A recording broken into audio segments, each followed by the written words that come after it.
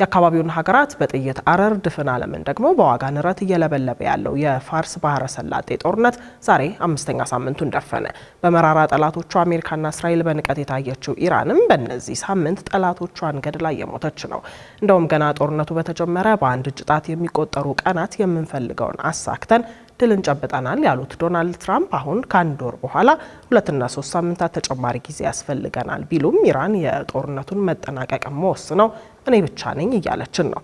የዚህን ዜና ትንታኔ ግርማ የከበደ አዘጋጅቶታል። ምስሌ ሀሺም ታቀርበዋለች። We're going to hit them extremely hard over the next 2 to 3 weeks. We're going to bring them back to the Stone Ages where they belong.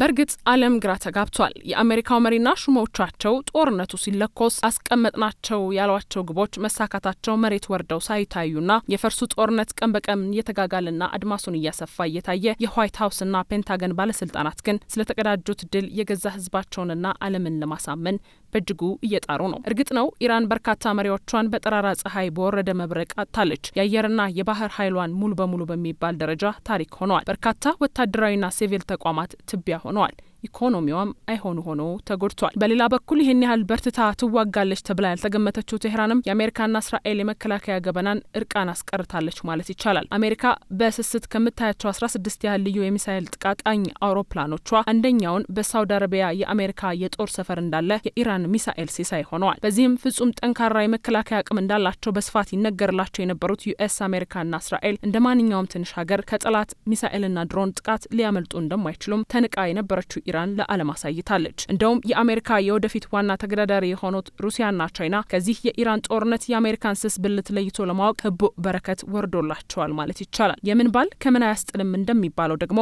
አሜሪካ ወዳጆች የምትላቸውን የባህረ ሰላጤው ሀገራትን መከላከል ተስኗት እነዚሁ ሀገራት የኢራን ሚሳኤል ጥቃት የኢላማ መለማመጃ ነው የመሰሉት። የጦርነት የኢኮኖሚክስ ስሌትን ቀይሮታል በሚባለው የኢራን ጦርነት ቴህራን $30,000 ባልበለጠ ወጪ በምታመርታቸው ርካሽ ሰው አልባ በራሪዎች ወይም ድሮኖች እስከ $3 ሚሊዮን እና ከዚያ በበለጠ ገንዘብ የተሰሩ አሜሪካ ሰራሽ ፓትሪዮት ሚሳኤሎችን ጥሰው እየገቡ ነው በአሜሪካ በእስራኤልና በጎረቤት ሀገሮች እያደረገች ያለውን የምታደርገው። እንደውም በወታደራዊ መጋዘኗ የሚሳኤል አስቤዛም ያጠጠባት ዩኤስ አሜሪካ በደቡብ ኮሪያ ወታደራዊ እዟ ያሏትን የመከላከያ ሚሳኤሎች ሁሉ ወደ ፋርስ ቀጠና አግዛም ቢሆን ፍላጎቷ አልረካም። እንደውም ሰሞኑን እንደተሰማው ዋሽንግተን ከዚህ ቀደም ለፖላንድ የሸጠቻቸውን 2 የፓትሪዮት ሚሳኤሎች መልሳ ለመበደር ጥያቄ አቅርባ የዋርሶ መንግስት ጥያቄውን ውድቅ አድርጎታል። እንግዲህ ይህ ሁሉ በእንዲህ እያለና ኢራን ቁልፉን የሆርሙዝ ሰርጥ ለጠላቶቿ ከርችማ በዘጋችበት ሁኔታ ነው ትራምፕ ሙሉ ድል ተቀናጅተናል ብለው ወዲያው ደግሞ ተጨማሪ የ3 ሳምንታት ጥቃት ያስፈልገናል እያሉ ያሉት። ጦርነቱ ከተጀመረ ጀምሮ ለመጀመሪያ ጊዜ ለህዝባቸው ሰሞኑን ሲናገሩ ያሏቸው እርስ በእርስ የሚጋጩ ሀሳቦች ደግሞ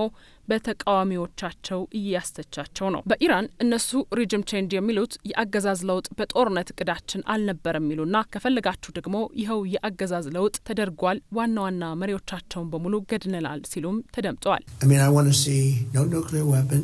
But we also won regime change. We killed all their leadership, and then they met to choose new leaders, and we killed all of them. And now we have a new group, and we can easily do that, but let's see how they turn out. We have really regime change. You know, this is a change in the regime. All I want to do is make sure they don't ever have a nuclear weapon. And the other thing, this was not part of what I wanted to do, but we've done it, I guess, through sheer force of personality. We have a regime change like nobody thought was possible. የኔቶ ወታደራዊ ቃል ኪዳን የወረቀት ነብር ሲሉ ያንጓጠጡት ትራምፕ ድሉ የኛ ሆኗል ይሉና ኔቶ ደግሞ እንደገና ግን ከጎናችን ሊቆም ይገባል ይላሉ። Over there, we've had some very bad allies in NATO. I hope you're all watching that, Scott, because we had some asks. And, you know, we spend trillions of dollars on NATO. And when we need them, which we never do, we didn't need them here either. To be honest, I was really asking because I wanted to see what they do. We didn't need them. We blasted the hell out of them, out of Iran. And the last thing I needed was NATO stepping in our way because they're a paper tiger.